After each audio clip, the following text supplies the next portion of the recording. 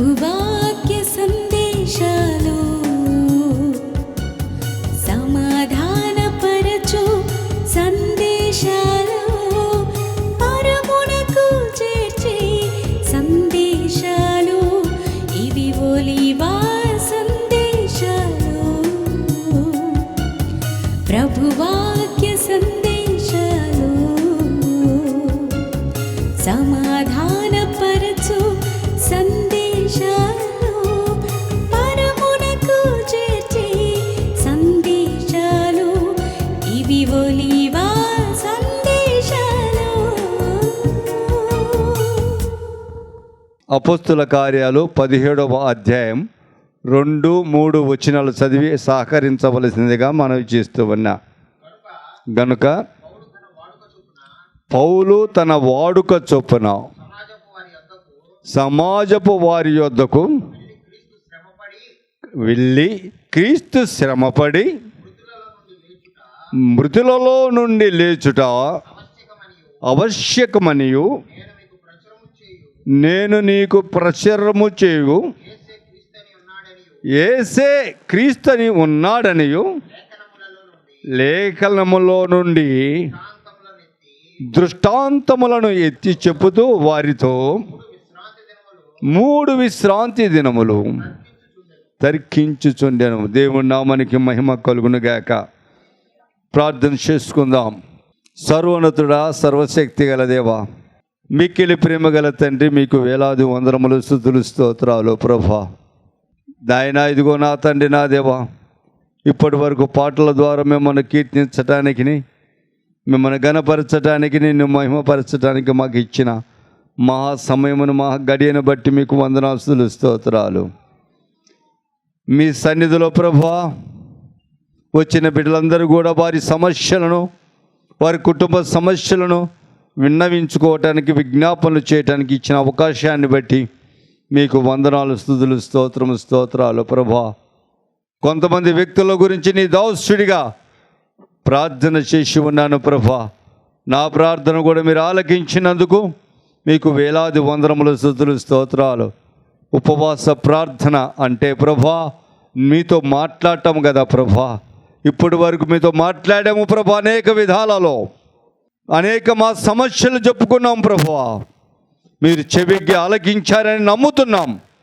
ఆయా సమయంలో మాకు జవాబిస్తావని, మమ్మల్ని ఆశీర్వదిస్తావని, మమ్మల్ని బలపరుస్తావని, మా కుటుంబాలలో శుభకార్యాలు జరిగిస్తావని, మా కుటుంబాలలో సంతోషాన్ని నింపుతావని నిరీక్షణ కలిగిన వారమై విశ్వాసముతో ఉన్నాము ప్రభా. మా విశ్వాసాన్ని, మా నిరీక్షణను సఫలకృతము చేసి మీరు మహిమ పొందుకోమని అడుగుచున్నాం. అల్పునైన నేను కొద్ది నిమిషాలు మీ పక్షాన్ని నిలబడబోతుండగా నన్ను మీ శిలపక్షాటున మరుగుపరుచుకో, నా నోటిని బోరుగా వాడుకో. కూడి వచ్చిన నీ బిడ్డలతో మీరు సూటిగా స్పష్టంగా మాట్లాడమని మా ప్రభు ప్రియకుమారుని యేసు నామములో అడిగి వేడుకొంచున్నాను పరమ తండ్రి. ఆమేన్, ఆమేన్. Praise the Lord. హల్లెలూయా. పౌలు గారు ఒక మాట అంటున్నాడు ఇక్కడ. ఏమని అంటున్నాడు ఆయన? తన వాడుక చొప్పున అంట. ఏంటంట? వాడుక అంటే అలవాటు చొప్పున, ఆయన జీవిస్తున్న జీవన విధానములో, ఆయన నడుస్తున్నటువంటి నడకలో, ఆయన ఆలోచన చేసిన విధానములో ప్రవర్తిస్తున్న ప్రవర్తన మనము ఆ వాడుక అనే శబ్దము నుంచి మనకు తెలుస్తూ ఉంది. ఈనాటి క్రైస్తవులైన మనము కూడా 2 తెగలుగా విభజింపబడి ఉన్నాము. 1 బోధించు వారి తెగ, 2 వినవారి తెగ. Praise the lord. వినవారు వినటానికి ఆయా సమయములో వాడుక చొప్పున మందిరాలకు వస్తూ ఉంటారు. Praise the lord. చెప్పండి, ఎందుకు వస్తారు మందిరాలకి? దేవుని యొక్క రక్షణ సువార్తను వినటానికి. తన వాడుక చొప్పున ఆదివారము, శుక్రవారము, మంగళవారము, బుధవారము, ఏ వారాలైతే సంఘాలలో ఏర్పాటు చేశారో ఆ యొక్క సమయానుకూలంగా వాడుక చొప్పున దేవుని యొక్క రక్షణ సువార్తను వినటానికి ప్రజలు వస్తారు. ఎవరు? విశ్వాసులండి, నమ్మిన వారండి, యేసును అంగీకరించిన వారండి, ఆసక్తి కలిగిన వారండి, యేసు మాటలు వినాలని తాపత్రము కలిగిన వారండి తన వాడుకు చెప్పిన మందిరానికి వస్తారంట. ఎవరో బలంతాన పిలిస్తే రారు, ఎవరో బలంతాన చేస్తే రారు, తనకు తానే పరిగెత్తుకుని వస్తారు. తనకు తానే రావాలి. వారికి వారే వచ్చి ఈరోజు దేవుడు నాతో ఏం మాట్లాడబోతున్నాడు, లేఖనాల ద్వారా నన్ను ఎలా బలపరచాలనుకుంటున్నాడో నేను ఆలకించి నా హృదయం సిద్ధపాటు చేసుకోవాలని ఆసక్తి కలిగి వస్తారండి. ఈ శ్వాసలో వాడుక చొప్పున ప్రార్థన క్రమ జీవితము కలిగిన వారు ప్రైజ్ లార్డ్ లోకములో ఉన్నవారు కాదండి. రెండో తెగ, అయ్యా ఈరోజు ఆరాధన జరిగించాలి, ఈరోజు ప్రజలకు వాక్యోపదేశం చేయాలి, ఈరోజు నా ప్రభు నా రక్షకుడు నజరేయుడైన యేసు క్రీస్తు యొక్క రక్షణ సువార్త ప్రకటించాలని తాపత్రయపడుతున్నటువంటి ఆ యొక్క బోధకుడు లేదా సువార్తకుడు, సంఘ కాపరి వాక్యాన్ని సిద్ధపాటు చేసుకొని వచ్చి నిలబడతాడండి. వాడుక చొప్పున ప్రైజ్ లార్డ్ దేవుని సువార్త ప్రకటించడానికి తన వాడుక చొప్పున వారి వారి క్రియలు చేస్తూ ఉంటారు. క్రైస్తవ బిడ్డలు చాలామంది తక్కువ వాళ్ళు ఏం చేస్తారే, ఆదివారం వచ్చిందంటే వాడుక చొప్పున షికార్లకు వెళ్తాడండి, ఆదివారం వచ్చిందంటే సినిమాలకు వెళ్తారండి, ఆదివారం వచ్చిందంటే పిక్నిక్లకు వెళ్తాడండి, ఆదివారం వచ్చిందంటే బారు షాపులకు వెళ్తాడండి, ఆదివారం వచ్చిందంటే సొంత ఆలోచనలు ఫలింప చేసుకోవడానికి నానా గడ్డి కరవడానికి వెళ్తారయ్యా. వీళ్ళు కూడా క్రైస్తవులే, క్రైస్తవ కుటుంబాల్లో జన్మించిన వారే. చూశావా ఎంత వ్యత్యాసమో? వాడుక అనే మాట ఎంత భయంకరమో చూశావా? ఎదురు చూస్తుంటారు. ఆదివారం ఎప్పుడు వస్తుందా, సొంత ప్రోగ్రాలు పెట్టేసుకుందాం. ఆదివారం ఎప్పుడు వస్తుందా, మన ప్రణాళికను సిద్ధపాటు చేసుకున్న ఉల్లాస జీవితము. ఒక పక్క కుడి ప్రక్కన బారు బాటలు, ఎడమ ప్రక్కన నాయన గ్లాసు, ముందు ప్లేటు, ముందు చికెను మటను. ఇంటిలో ఎవడు ఏమైతే నాకెందుకో, నేను తినాలి త్రాగాలనే వాడుక వ్యసనపరులకు ఉంటుంది, తిండిపోతులకు ఉంటుందండి. అది వాడుక ఒక్కొక్కరి జీవితంలో. కానీ నిజ క్రైస్తవుల వాడుక ఏంటి తెలుసా?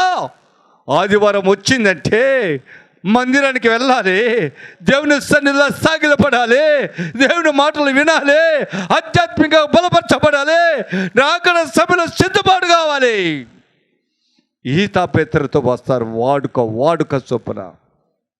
పౌలు గారు కూడా విశ్రాంతి దినము వాడుక చొప్పున సమాజ మందిరపు వారితో కలిసి, ఎవరితో కలిశారండి? సమాజపు మందిరములో ఉన్న వారితో కలిశారండి. ఎవరుంటారు సమాజ మందిరములో? విశ్వాసులు ఉంటారు, పెద్దలు ఉంటారు, ఎన్నుకున్న నంబర్లు ఉంటారు. Praise lord. అవునా? పెద్ద పెద్ద సంఘాలలో ఏముంటారు? కమిటీలు ఉంటాయి, కమిటీ సభ్యులు ఉంటారు. అవునా లేదా? వాక్యం నడిపించే వాళ్ళు వారే. వాళ్ళు చెప్తేనే పాస్టర్ గారు లేగాలి, వాక్యం చెప్పాలి. వాళ్ళు చెప్పకపోతే కూర్చోమంటే కూర్చోవాలి కొన్ని సంఘాలలో. కానీ ఈ వ్యక్తిగత ఇండివిజువల్ సంఘాలలో అలా కాదు. పాస్టర్ గారే పెద్దే పాస్టర్ గారు.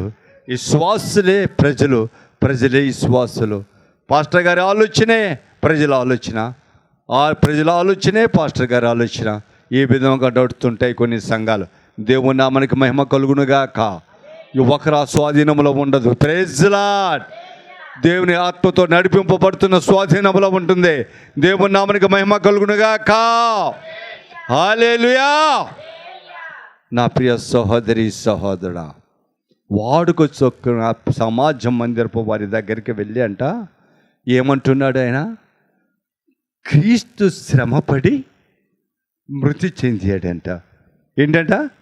క్రీస్తు శ్రమపడి మృతి చెంది మృతిలో నుండి తిరిగి లేచాడంట. Praise lord.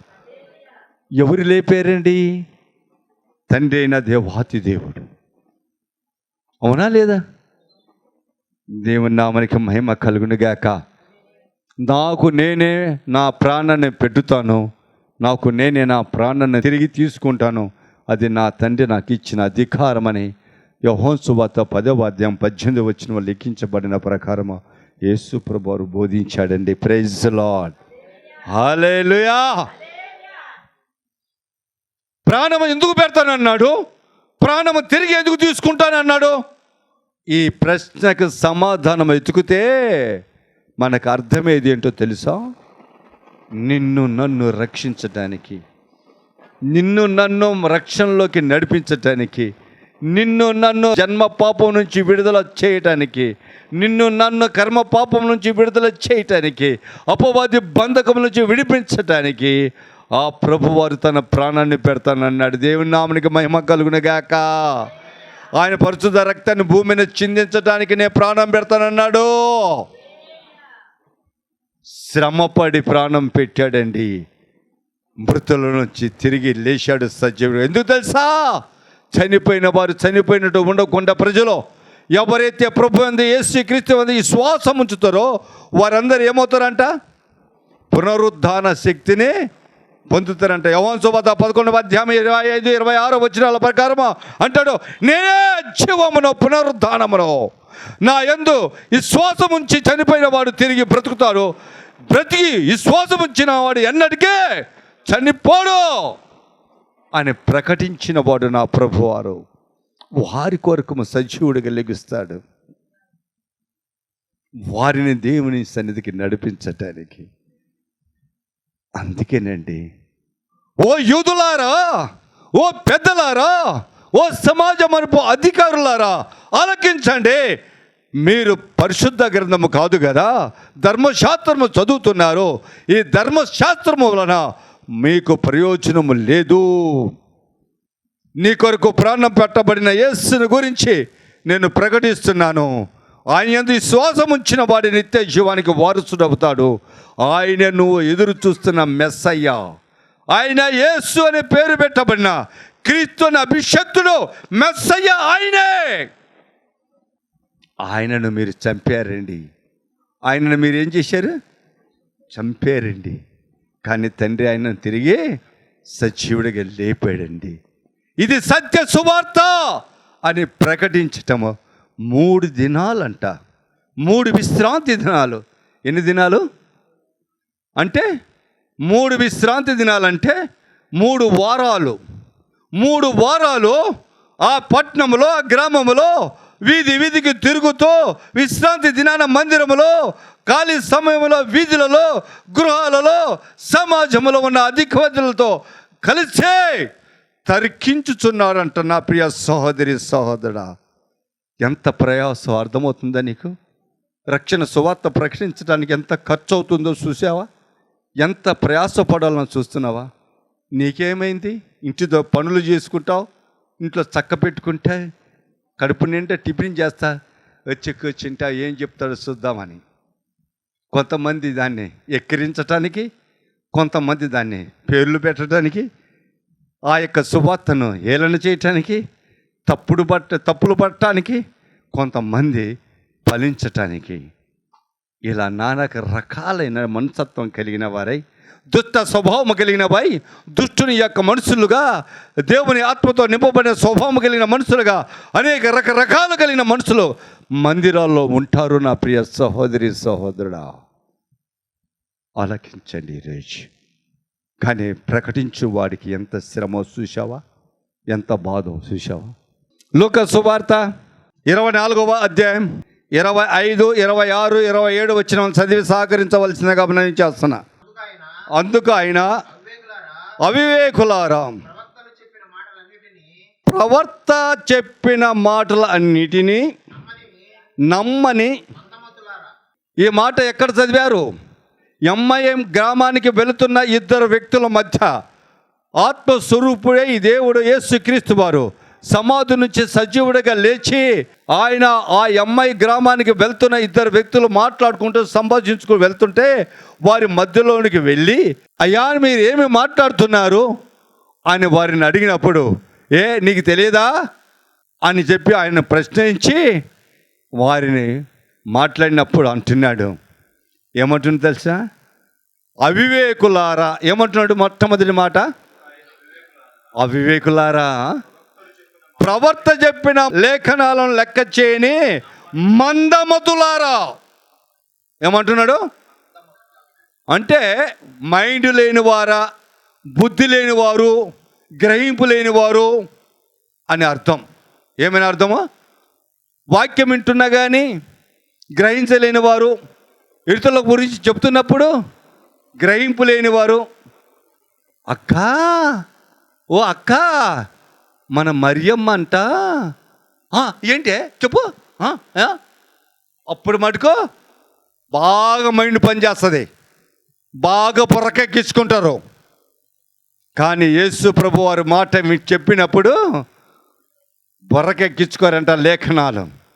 యేసుక్రీస్తు యొక్క రక్షణ సువార్త ప్రకటిస్తున్నప్పుడు మనసు ఎక్కడో, మనిషి ఒక చోట. అందుకే అంటాడు యేసు ప్రభు వారు, అవివేకులారా, లేఖనాలు సెలవిచ్చిన ప్రకారము వినని మందమతులారా అంటున్నాడు. ప్రైజ్లా చదువునానా. క్రీస్తు ఇలాగూ శ్రమపడి తన మహిమలోనికి ప్రవేశించుట సత్యము కాదా అని వారితో చెప్పి మోషేయు సమస్త ప్రవర్తనలను మొదలుకొని లేఖనాల అన్నిటిలలో వారికి భావము తెలిపిన లేఖనాలలో మన భావాలు వాళ్ళకు నడుస్తూనే చెప్పుకుంటూ వెళ్ళిపోయాడంట. సమాధుల నుంచి సజీవుడిగా లేచిన తర్వాత రెండో వ్యక్తులతో మాట్లాడిన మాట ఇది. మొట్టమొదటిగా మద్దలేని మరితో మాట్లాడాడు. రెండో మారు ఈ మార్గ మధ్యన వెళ్తున్నటువంటి వీళ్ళతో మాట్లాడాడు. Praise lord. నా ప్రియ సహోదరి సహోదరా, అంటే ఏమర్థమైంది మీకు? ఆయన ప్రకటిస్తున్న రక్షణ సువార్తను వదలలేకపోయాడు. ఆసక్తితో తండ్రి రాజ్యాన్ని స్థాపించాలి, ఆత్మలో రక్షించాలనే భారం. ఈరోజు అదే బాధ, అదే కష్టం, అదే ఆలోచన, అదే మనస్సు పౌలు గారికి ఉన్నది. ఆ పౌలు గారికి ఉన్న మనసే నేడు సువార్తలు ప్రకటిస్తూ సంఘ కాపరుగా ఉంటున్న అనేక మందికి కూడా అదే మనసు కలిగిన వారై ప్రయాసపడుతున్నారు. నా ప్రియ సహోదరి సహోదరుడా, ఆలోచన చేయండి. ఈరోజు ఇన్ని వేల రూపాయలు ఖర్చు పెట్టి ఈ శిబిరాన్ని ఏర్పాటు చేసి ఫ్యాన్లు వేసి మళ్ళీ రేకుల షెడ్డు కాబట్టి రేకుల వేడిమి మీకు తగులుతుందేమో అని సీలింగ్ వేపించి మళ్ళీ చీకటిగా ఉంటుందేమో అని లైట్లు వేపించి మళ్ళీ కింద కూర్చుంటే నడుము లోపల వస్తాయేమో అని ఒక్కొక్క కుర్చీ వచ్చి బోలె డబ్బు ఖర్చు పెట్టి కుర్చీలేసి యేసు ప్రభువుని గురించి చెప్పిన లేఖనాలు, యేసు ప్రభు గురించి రక్షణ సువార్త ప్రకటిస్తుంటే మీరేం చేస్తున్నారు? అవివేకులారా, మందమతులారా అంటున్నాడు. Praise lord. లేఖనాలను విననివారా అంటున్నాడు. మనము లేఖనాలు వినని వారిగా ఉన్నామా, వింటున్న వారిగా ఉన్నామా? ఆలోచన నువ్వు చేసుకో, మీరు చేసుకోండి. మీ హృదయ శుద్ధి చేసుకోండి. మీ హృదయంలో కుడి చేయి వేసుకొని ఈ చెప్పిన మాట, యేసు ప్రభువు చెప్తున్న ఈ మాట నేను హృదయపూర్వకంగా వాక్యం వినటానికి వచ్చాను. వాక్యము వాడుక చొప్పున కాకుండా ఆసక్తితో వచ్చాను, వాడుక చొప్పున కాకుండా శ్రద్ధతో వచ్చాను. నా జీవితాన్ని బాగు చేసుకోవడానికి వచ్చాను, నా బ్రతుకును బాగు చేసుకోవడానికి వచ్చాను, యేసు రక్తంలో కడగబడడానికి వచ్చానని ఎవరైతే తన హృదయం మీద చేసుకొని ప్రార్థన చేసుకుంటారో వారు ధన్యులు. దేవుడు వారిని ఆశీర్వదించునుగాక. వారి హృదయాలలో లేఖనాలు నిలిచి ఉండునుగాక. చూడండి, అదే లూకా సువార్త 24వ అధ్యాయం 45. అప్పుడు వారు లేఖనములు గ్రహించినట్లుగా ఆయన వారి మనసు ఏం చేశాడటమ్మా? తెరిచాడు. తెరిచి ఏమవుతుంది? మూతేసామనుకో శిబిరాన్ని, గాలి వస్తుందా? వెలుతురు ఉంటుందా? చీకటి ఉంటుంది, అవునా లేదా? అదే తలుపు తెరిచామనుకో వెలుతురు, చీకటి పోతుంది. చక్కటి గాలి వేస్తుంది. అందుకని మన హృదయమును బంధికమైన ఈ హృదయాన్ని దేవుడు తెరిస్తే లేఖనాలు అంటే దేవుని మాటలు మన హృదయాల్లో నిలిచి ఉంటాయంట. లూదియా హృదయంలో నిలిచి ఉన్న ప్రకారము, లూదియా మారు మనసు కలిగి బాప్తిసం తీసుకున్న ప్రకారము, లూదియా పాప క్షమాపణ అడిగి బాప్తిసం తీసుకున్న ప్రకారము, తను తన కుటుంబ సభ్యులందరూ బాగుపడిన ప్రకారము మనము కూడా బాగుపడతామని దేవుడు మన హృదయాలను కూడా తెరుస్తాడంట. నమ్మిన వారు గట్టిగా చప్పటికి దేవుని మహిమపరచండి. దేవుని నామానికి మహిమ కలుగునుగాక. Praise lord. అంటే అవకాశం దొరికిదా చాలు వాక్యం చెప్పే మనసు కలిగిన వారు పౌలు గారు, శీలా గారు లేచారు. ఇంతకన్నా గొప్ప అవకాశం ఏంటని మళ్ళీ అక్కడ వాక్యం బోధించారంట.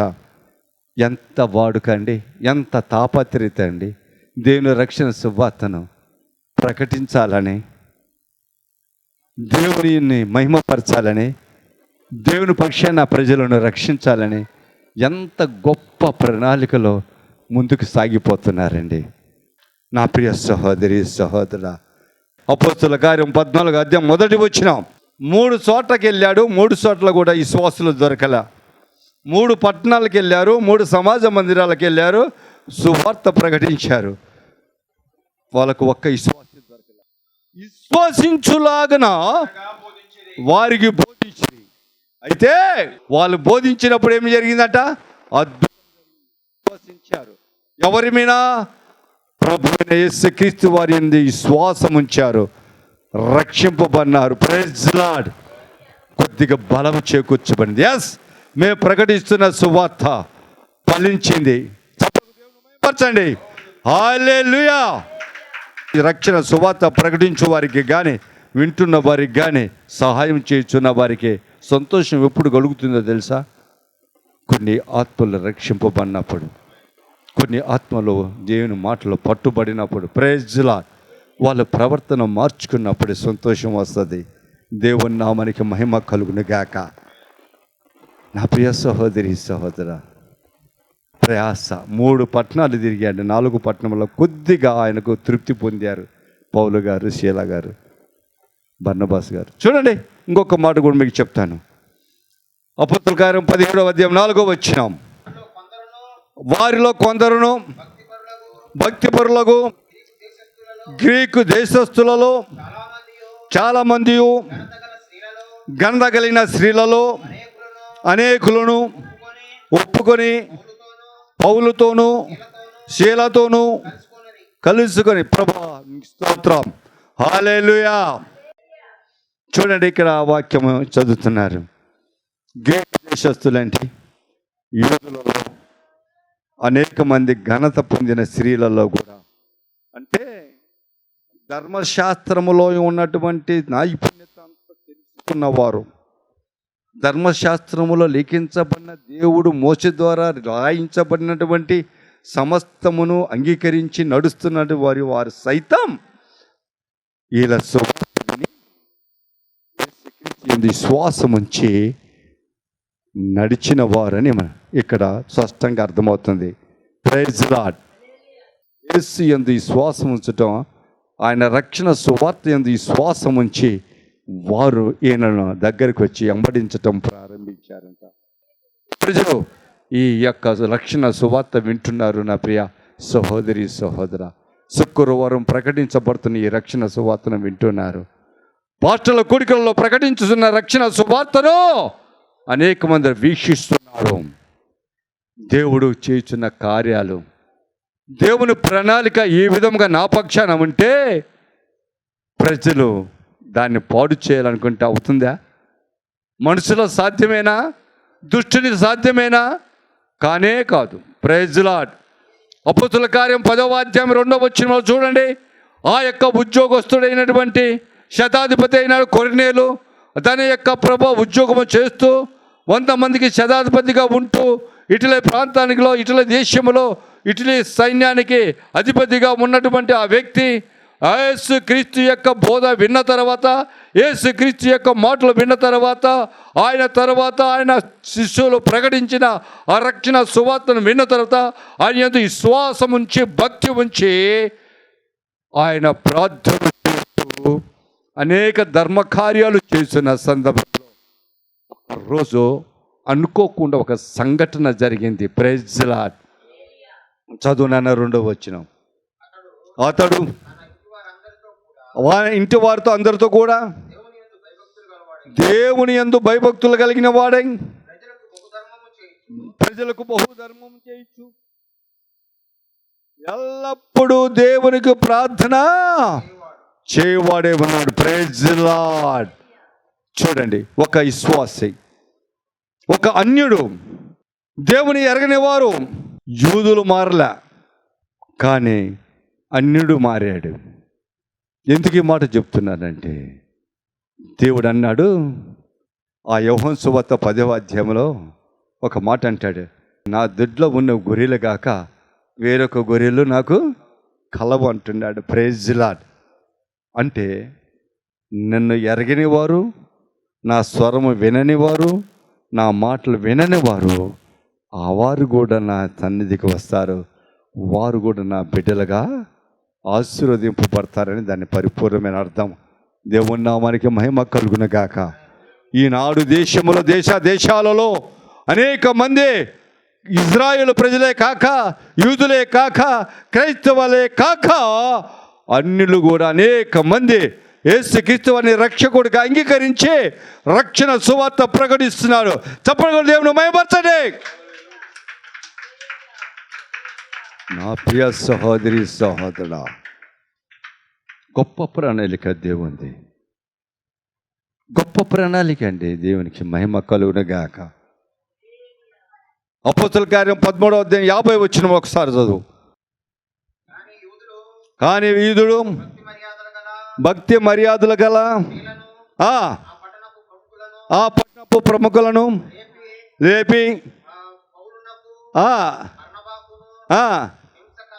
Praise lord. చూడండి, ఎక్కడ మంచు ఉంటుందో అక్కడ చెడు పొంచే ఉంటుంది.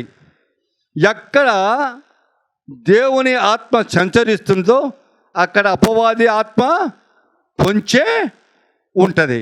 ఎక్కడ దేవుని కార్యాలు జరుగుతుంటాయో ఆ జరుగుతున్న కార్యాలను చెడగొట్టడానికి అపవాది ఆత్మ పొంచే ఉంటుంది. నా ప్రియ సహోదరి సహోదర, ఈ లేఖనానికి మనకు తేటగా మనకు అర్థమవుతుంది. నా ప్రియ సహోదరి సహోదర, ఆలోచన చేసుకోండి. ఈ రాజు దేవుడు ఎంత గొప్పవాడు. బర్నబాసు మీద, పౌలు గారి మీద వాళ్ళు లేపారంట. ఈ యేసు ప్రభుని గురించి ప్రకటిస్తున్నారు. అనేక మంది విశ్వసిస్తున్నారు. సంఘాలు కట్టబడుతున్నాయి. ఆయా ధర్మశాస్త్రాన్ని వదిలివేసి వెళ్తున్నారు. అనేక మంది హిందువుల విగ్రహారాధన వదిలివేశారు. గ్రామాలలో, పట్టణాలలో అల్లరి చేయటం ప్రారంభించారంట. దేవుని నామానికి మహిమ కలుగును గాక. ఒలీవ సందేశాలు, ప్రభువాక్య సందేశాలు.